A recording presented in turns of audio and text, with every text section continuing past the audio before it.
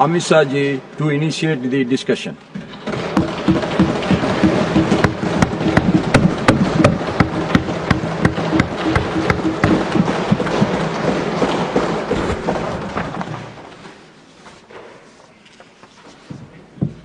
सभापति महोदय, यह सदन जब से बना तब से कई सारे ऐतिहासिक पल इस सदन ने जिए भी हैं और सदन की कार्यवाही के माध्यम से राष्ट्र जीवन की स्मृति में वो समाहित भी हुए हैं। मेरा मानना है कि ये जो आपका निर्णय है, सदन का निर्णय है कि वंदे मातरम के 150वें साल के प्रवेश पर ये महान सदन वंदे मातरम के भाव के लिए, वंदे मातरम के यशोगान के लिए और वंदे मातरम को चिरंजीव बनाने के लिए एक चर्चा करे और इस चर्चा के माध्यम से विशेषकर हमारे देश के बच्चे, किशोर, युवा, आने वाली पीढ़ियों तक वंदे मातरम का आजादी के लिए योगदान, वंदे मातरम गान की रचना में राष्ट्रभक्ति और राष्ट्र की संस्कृति के प्रति समर्पण का जो भाव है, उसका आने वाले महान भारत की रचना में योगदान, इसके संकल्प के साथ जुड़ाव, ये सभी चीजों से हमारी आने वाली पीढ़ियां भी युक्त हो। इसलिए मैं आपका और सदन के सभी सदस्यों का हृदयपूर्वक बहुत बहुत अभिनंदन करना चाहता हूं कि आज ये चर्चा यहां पर आकार ले रही है। महोदय, हम सब सौभाग्यशाली हैं कि हम एक ऐतिहासिक पल के साक्षी भी बन रहे हैं और इसमें हिस्सा भी ले रहे हैं। ये महान सदन में जब वंदे मातरम की चर्चा हो रही है, तब कल कुछ सदन सदस्यों ने लोकसभा में प्रश्न उठाया था कि आज वंदे मातरम की चर्चा, वंदे मातरम पर चर्चा की जरूरत क्या है। महोदय, वंदे मातरम पर चर्चा की जरूरत, वंदे मातरम के प्रति समर्पण की जरूरत वंदे मातरम बना तब भी थी, आजादी के आंदोलन के वक्त भी थी, आज भी है और जब 2047 में महान भारत की रचना होगी तब भी रहे। क्योंकि अमर कृति मां भारती के प्रति, भारत माता के प्रति समर्पण, भक्ति और कर्तव्य के भाव जागृत करने वाली कृति है। इसलिए जिनको आज वंदे मातरम की चर्चा क्यों हो रही है वो समझ में नहीं आ रहा है। मुझे लगता है कि उन्होंने नए सिरे से अपनी समझ पर ही सोचने की जरूरत है। कुछ लोगों को इसमें दिखता है कि बंगाल में चुनाव आने वाला है, इसलिए वंदे मातरम की चर्चा हो रही है। वो वंदे मातरम के महिमा मंडन को बंगाल के चुनाव के साथ जोड़कर कम करना चाहते हैं। ये सही है कि वंदे मातरम की रचनाकार बंकिम बाबू बंगाल में पैदा हुए, बंगाल में गीत की रचना हुई और आनंद मठ जिसमें बाद में वंदे मातरम समाहित हुआ, उसकी पृष्ठभूमि भी की बंगाल थी। मगर जब वंदे मातरम का प्रकटीकरण हुआ, वंदे मातरम बंगाल तक सीमित नहीं रहा था, देश तक भी सीमित नहीं रहा था।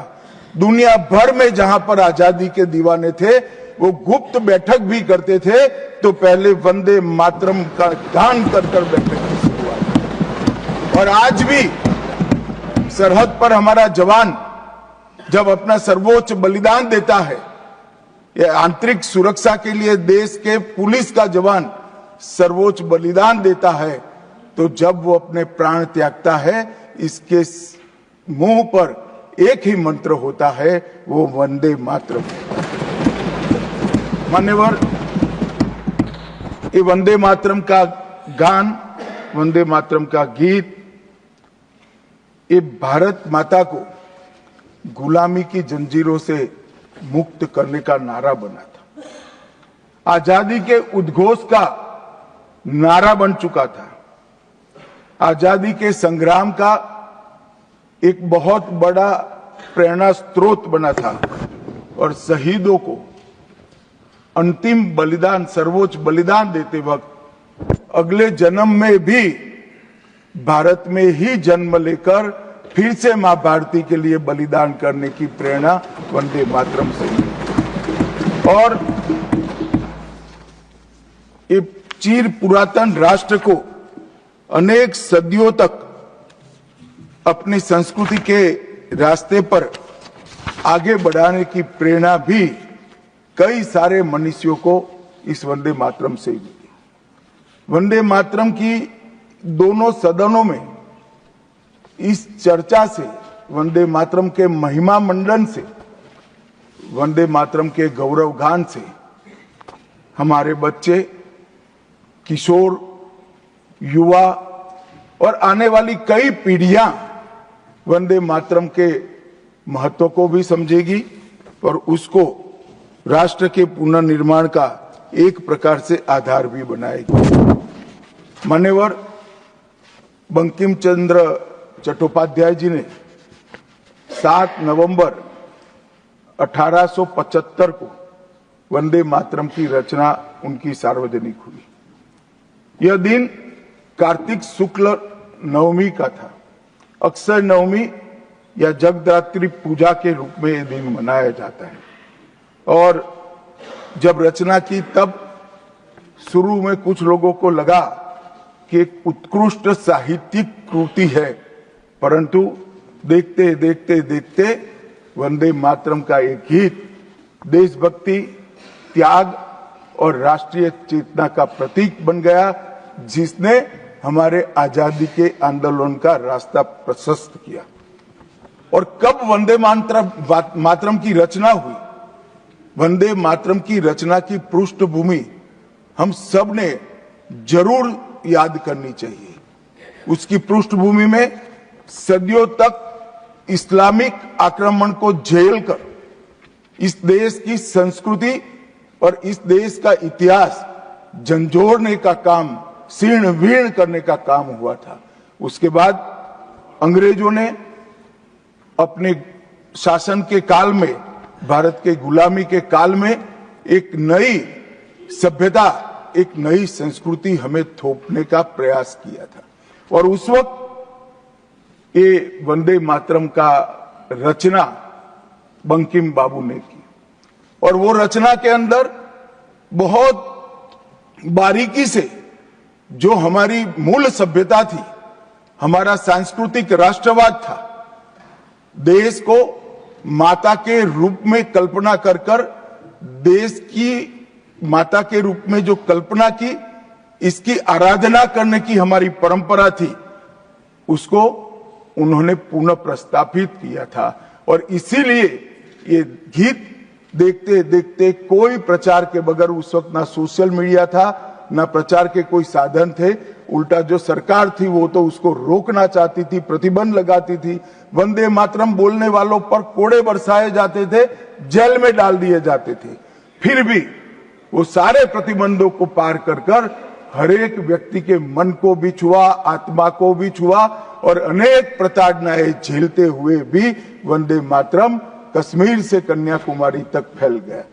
मान्यवर, ये एक प्रकार से भारत के संस्कृति के प्रति श्रद्धा रखने वाले सभी लोगों को पुनः जागरण का मंत्र बन गया।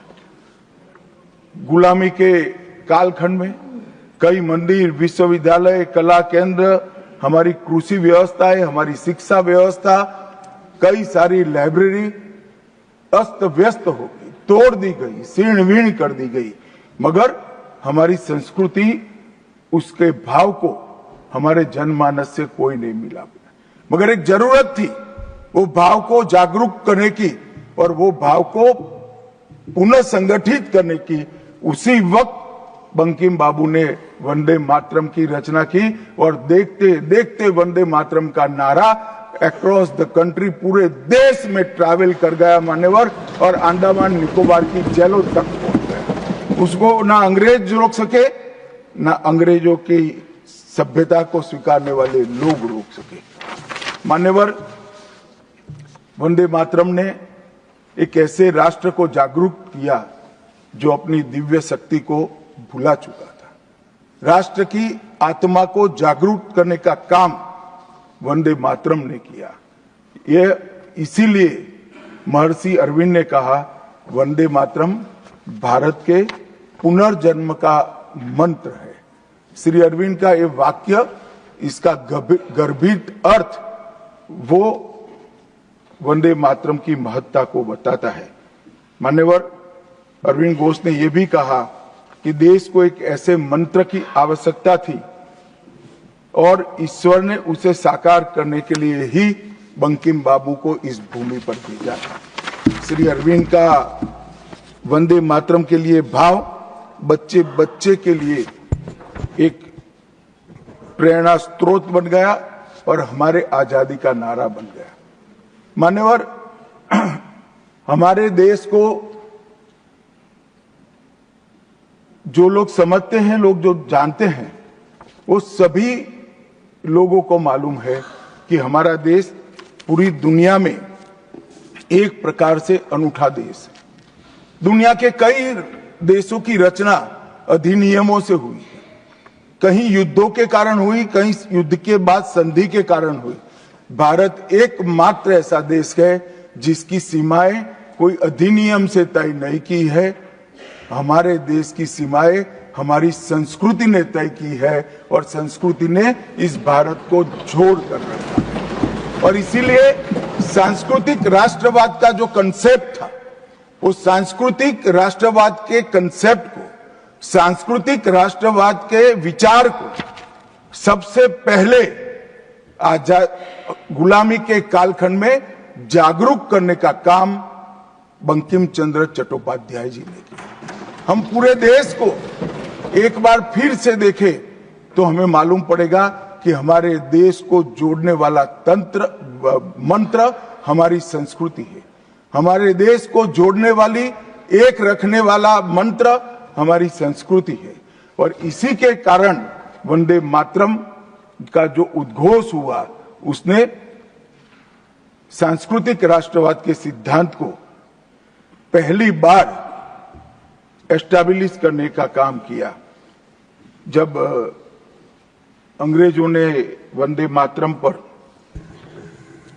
कई सारे प्रतिबंध लगाए, तब बंकिम बाबू ने एक पत्र में लिखा था, मुझे कोई आपत्ति नहीं है, मेरे सभी साहित्य को गंगा जी में बहा दिया जाए। यह मंत्र वंदे मातरम अनंत काल तक जीवित रहेगा। यह एक महान गान होगा और लोगों के हृदय को जीत लेगा और भारत के पुनर्निर्माण का यह मंत्र बनेगा। आज हम देख रहे हैं कि बंकिम बाबू के वो शब्द सच हुए हैं। भले देर से ही सही, ये पूरा राष्ट्र आज सांस्कृतिक राष्ट्रवाद की परिकल्पना को स्वीकार कर आगे बढ़ रहा है। और मान्यवर, हम सब जो भारत माता की संतानें हैं, वो मानते हैं कि ये देश कोई जमीन का टुकड़ा नहीं है। वो उसको हम माँ के रूप में देखते हैं और उसका भक्ति गान भी करते हैं, और वो भक्ति गान की अभिव्यक्ति ही वंदे मातरम। मान्यवर, आज मैं सदन में जब ये चर्चा हो रही है तब बताना चाहता हूं, वंदे मातरम की रचना में हमारे जीवन में देश की, भारत माता की कल्पना का जो योगदान है, उसको बहुत अच्छे तरीके से भावना के साथ वर्णन किया है। जल, फल और समृद्धि तीनों की दायिनी भारत माता को बताया गया। शोभित पुष्पों से मन को प्रफुल्लित करने वाली भी भारत माता को बताया गया। सरस्वती, लक्ष्मी, दुर्गा, ये तीनों का जो स्वरूप है वो भारत माता है। एक प्रकार से हमारा समृद्धि, हमारी सुरक्षा, हमारा ज्ञान, हमारा विज्ञान, ये सब भारत माँ की ही कृपा है और उसकी आराधना से ही प्राप्त हो सकता है। इतना बड़ा एक संकल्प बंकिम बाबू ने रखा। दुर्गा की वीरता, लक्ष्मी की संपन्नता और सरस्वती की मेघा, ये तीनों हमें भारत माँ की कृपा ही दे सकती है या मिट्टी ही दे सकती है। इसीलिए इसको बार बार प्रणाम करना चाहिए, माँ को प्रणाम करना चाहिए। मान्यवर, एक प्रकार से जिसकी उद्घोषणा 150 साल पहले बंकिम बाबू ने की, ये विचार तो बहुत चिर पुरातन है। रामायण के अंदर प्रभु श्री राम ने भी जब उनको सलाह दी गई कि इतनी वैभवशाली लंका है, आप लंका जीत ही लिए हो, तब अयोध्या जाकर क्या करना है, यहीं रह जाते हैं।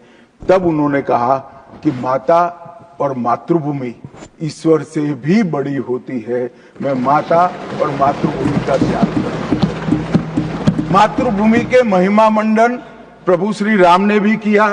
मातृभूमि का महिमा मंडन आचार्य शंकर ने भी किया और मातृभूमि का महिमा मंडन आचार्य चाणक्य ने भी किया। ये सभी ने समय समय पर हमारे अस्तित्व को मातृभूमि के साथ जोड़ने का काम किया।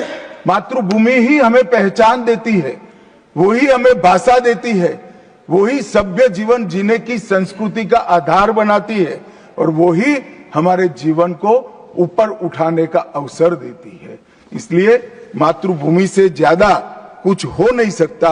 ये भाव जो चिर पुरातन भाव था, उसको बंकिम बाबू ने पुनर्जीवित किया और वो घनघोर रात्रि जैसे गुलामी के कालखंड के अंदर जैसे एक बिजली प्रकाश फैला देती है, उसी प्रकार से वंदे मातरम के गान ने घनघोर अंधेरे के अंदर, जन जन के अंदर गुलामी की मानसिकता छोड़कर आजादी की प्राप्ति, स्वराज की प्राप्ति का एक जोश जगाने का काम किया।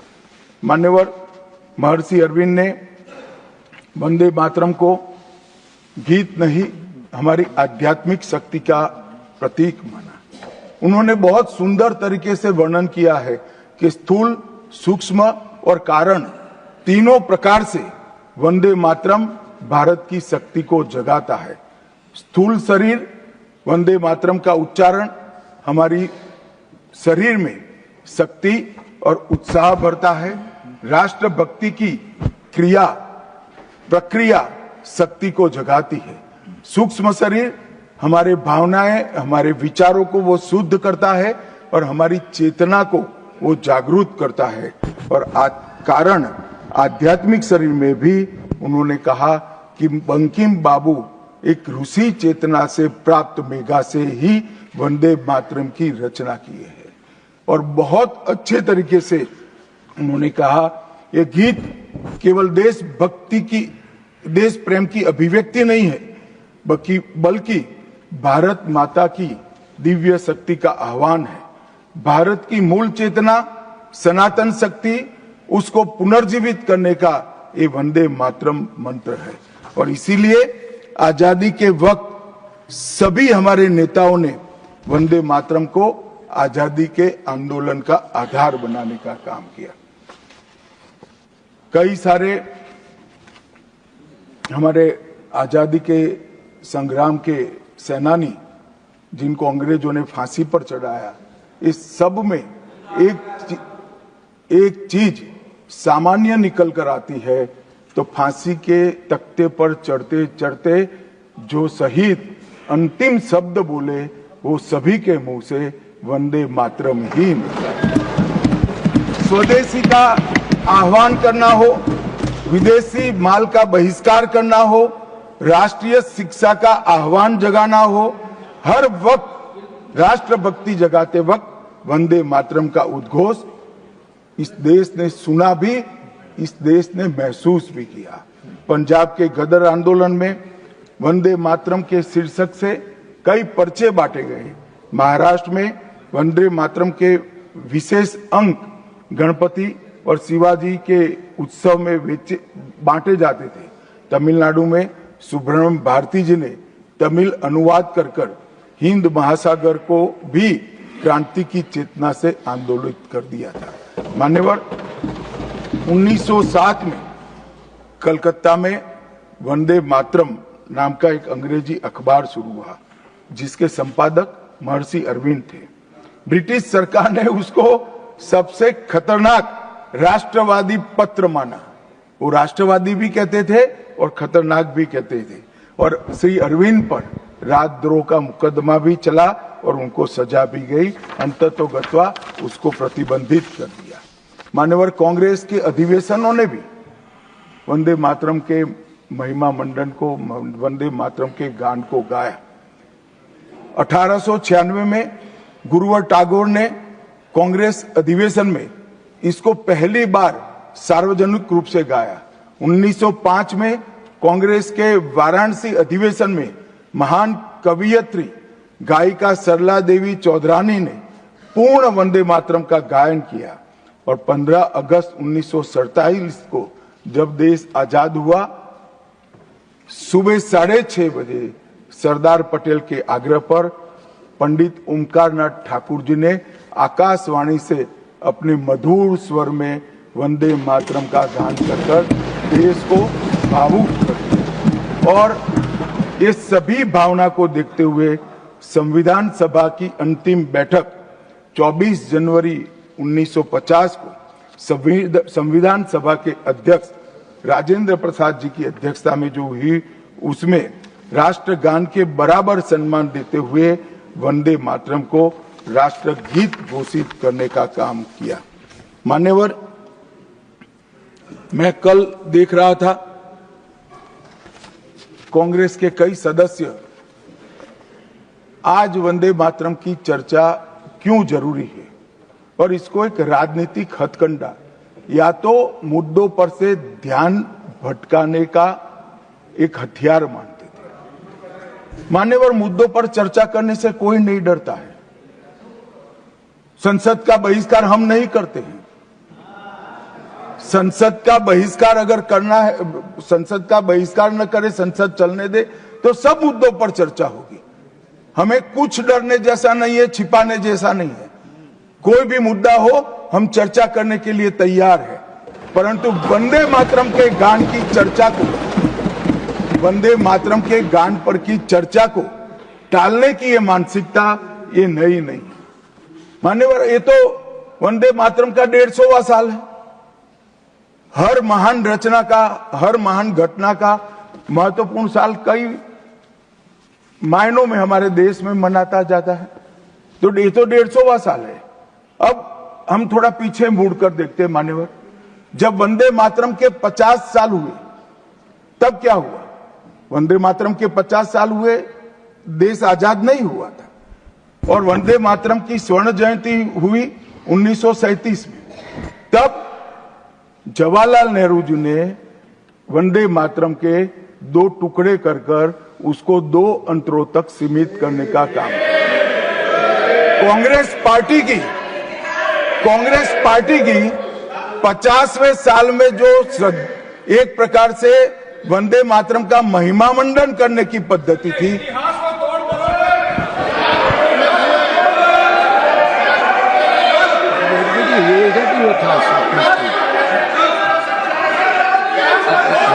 Right here, you will get your chance to speak, na? Unless he yields, right here, no. Unless he yields, how I can? Unless he yields, how I can? मान्यवर, 1 मिनट में उनको बहुत समय दिया गया। अपने समय पर बोले ना, मुझे कोई आपत्ति नहीं। आपका समय, खड़गे साहब, आपका समय आएगा। Garge ji, सभापति you are going to get your time. Please wait. Garge ji, you are going to get your time. Please wait. Let him speak.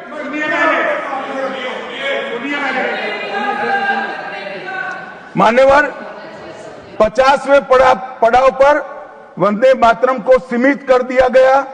वहीं से तुष्टीकरण की शुरुआत हुई और वो तुष्टीकरण जाकर देश के विभाजन में मान्यवर मेरे जैसे कई लोगों का मानना है कांग्रेस पार्टी को पसंद आए ना आए, अगर वंदे मातरम के तुष्टीकरण की नीति के तहत 2 टुकड़े न करते तो देश का बंटवारा नहीं होता और देश पूरा होता। मान्यवर 50 साल के बाद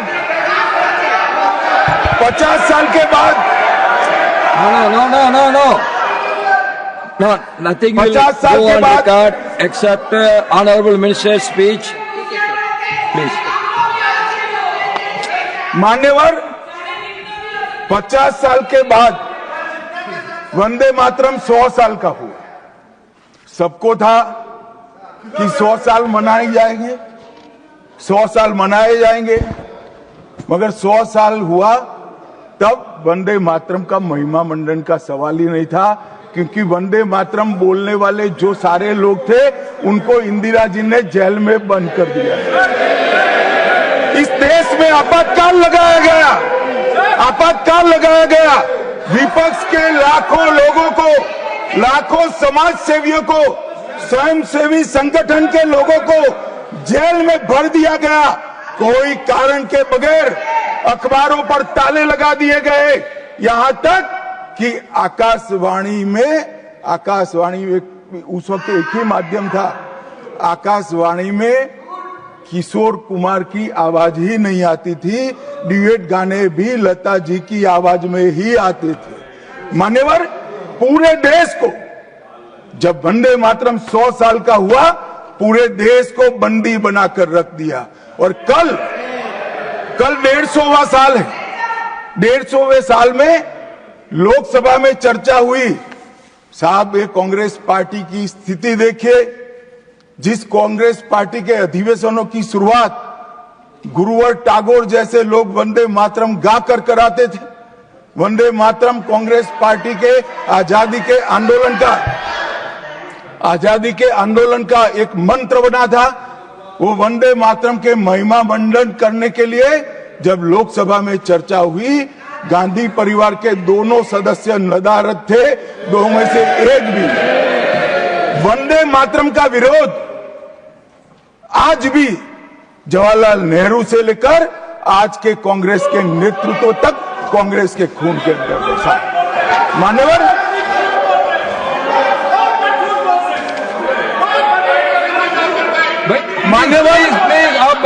प्लीज आप बैठिए। मान्यवर मैं तथ्यों के आधार पर कहता हूं, कांग्रेस पार्टी की एक नेत्री ने कांग्रेस बैठ जाओ रामदास।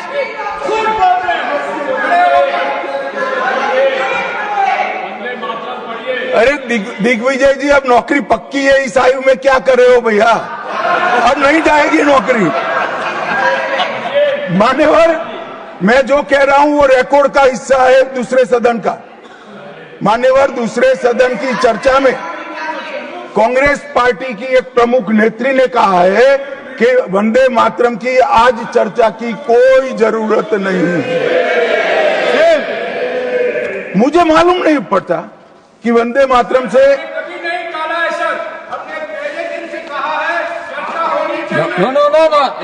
नेत्री क्या कहा? जयराम रमेश जी प्लीज बैठिए, प्लीज आप बैठिए जी।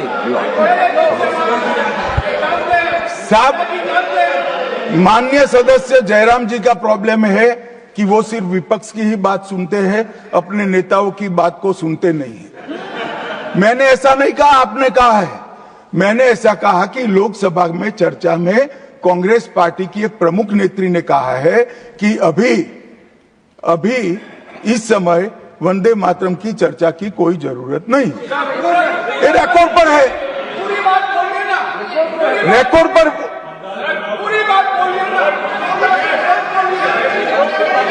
मान्यवर आप बैठिए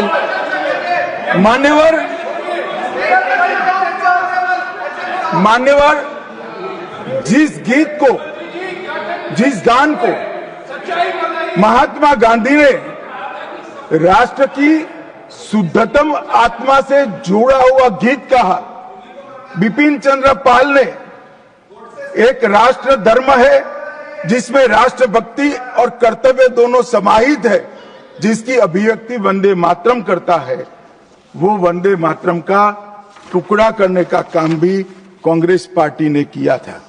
मान्यवर, अंतर्राष्ट्रीय स्तर पर भी वंदे मातरम ने हमारे आजादी के आंदोलन को गति देने का काम किया। श्यामजी कृष्ण वर्मा, मैडम भिखाजी कामा और वीर सावरकर ने जो भारत का त्रिवर्ण ध्वज निर्मित किया था, उस पर स्वर्णिम अक्षर में एक ही नाम था, वंदे मातरम। मान्यवर, बर्लिन के ओलंपिक्स में भी 1936 में गुलामी के कालखंड में भी जब हमारे हॉकी की हमारी टीम को उत्साह की जरूरत थी, प्रेरणा की जरूरत थी, कोच ने लाइन में खड़े कर भावपूर्ण तरीके से वंदे मातरम का गान किया और हम गोल्ड मेडल जीतकर आ गए। मान्यवर, भारतीय जनता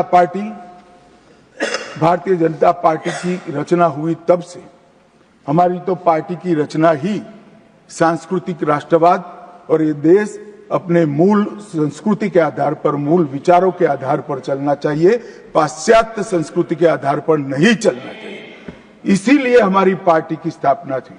मान्यवर, इस संसद में वंदे मातरम के गान को बंद करा दिया गया। अब फिर से खड़े हो जाएंगे कि नहीं आप गलत बोल रहे हो, मगर इस रिकॉर्ड है मान्यवर महोदय। 1992 में भाजपा सांसद श्री राम नाईक ने एक शॉर्ट ड्यूरेशन डिस्कशन के माध्यम से वंदे मातरम को संसद में फिर से गाने की शुरुआत करने के लिए एक मुद्दा उठाया और उस वक्त प्रतिपक्ष के नेता लाल कृष्ण आडवाणी जी ने बहुत प्रमुखता के साथ लोकसभा के स्पीकर को कहा कि इस महान सदन के अंदर वंदे मातरम का गान होना चाहिए, क्योंकि संविधान सभा ने इसको स्वीकारा है।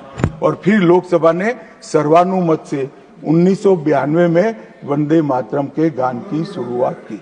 मान्यवर, हम जब वंदे मातरम की गान की शुरुआत कर रहे थे, उस वक्त भी मैं नाम देना नहीं चाहता, वरना औचित्य के सवाल उठाएंगे, कुछ टेक्निकल मुद्दे उठाएंगे, मगर इंडी अलायंस के ढेर सारे लोगों ने, मेरे पास नाम की सूची है, इनको आपत्ति नहीं हो तो मैं पढ़ सकता हूं, ढेर सारे लोगों ने कहा था कि हम वंदे मातरम नहीं गाएंगे, ना बोल दिया। और मैंने मेरी आंख से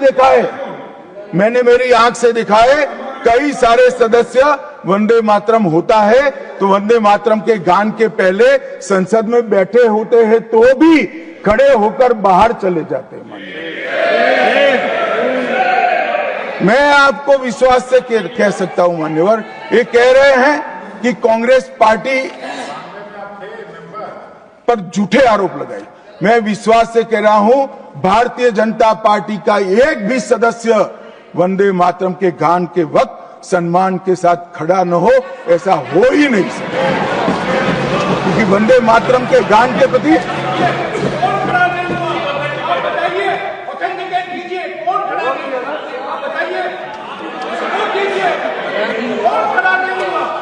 आप बैठिए, आप बोथ बैठिए प्लीज, बैठिए please. You will get your chance to speak. You can say your opinion when the turn comes to you.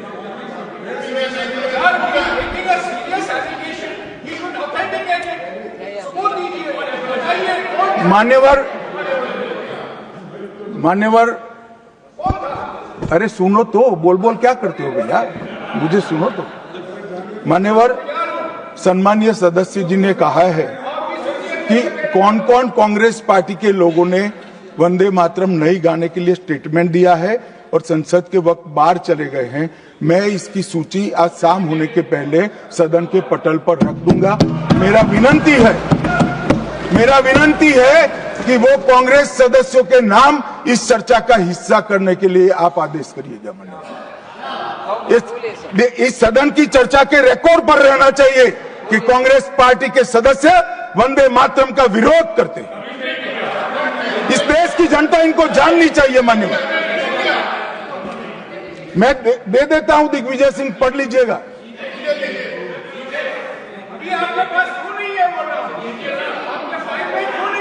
मान्यवर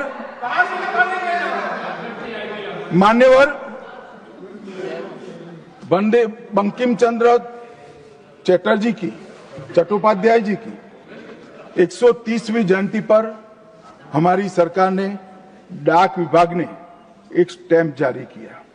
स्वतंत्रता की 75 की वर्षगांठ के उपलक्ष्य में हर घर तिरंगा का अभियान भी हमने करा और उस वक्त हमारे प्रधानमंत्री जी ने जनता का आह्वान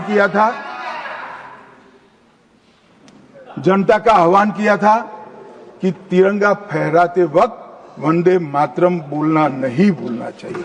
और मान्यवर, ये वंदे मातरम की 150वीं वर्षगांठ, उसको भी भारत सरकार बहुत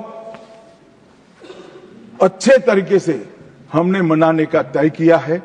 1 अक्टूबर 2025 को केंद्रीय मंत्रिमंडल ने पूरा वर्ष वंदे मातरम के यशोगान में मनाया जाएगा, इसका प्रस्ताव पारित किया। 24 अक्टूबर 25 को राष्ट्रीय और अंतर्राष्ट्रीय स्तर पर समन्वयित कार्यक्रमों की रूपरेखा तय की गई।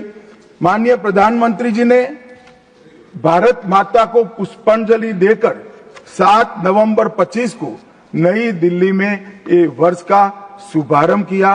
उसका चरण 1 नवंबर में हो चुका है, चरण 2 जनवरी 26 में होगा, चरण 3 अगस्त 26 में होगा और चरण 4 नवंबर 26 में होगा। स्मारक डाक टिकट का वो भी हम जारी कर चुके हैं, सिक्का भी जारी कर चुके हैं। वंदे मातरम नाद एकम रूप अनेकम ऐसे शीर्षक से 75 वादकों द्वारा विशेष सांस्कृतिक प्रस्तुतिकरण की रचना भी हो चुकी है और सुबह 10 बजे उस दिन 7 नवंबर को देश भर में सामूहिक वंदे मातरम का गान भी भारत सरकार के आह्वान पर देश की जनता ने किया। मान्यवर, वंदे मातरम के 150 वर्ष, इसकी डॉक्यूमेंट्री और प्रदर्शनी बनाई गई है हर जिला सेंटर पर, और हो सके तो तहसील सेंटर पर उसको दिखाया जाएगा। डिजिटल मोड पर करोड़ों लोगों को वो प्रदर्शनी भी भेजी जाएगी। ऑल इंडिया रेडियो, दूरदर्शन और एफएम चैनलों पर विशेष कार्यक्रमों को प्रसारित करने का हमने आयोजन किया है।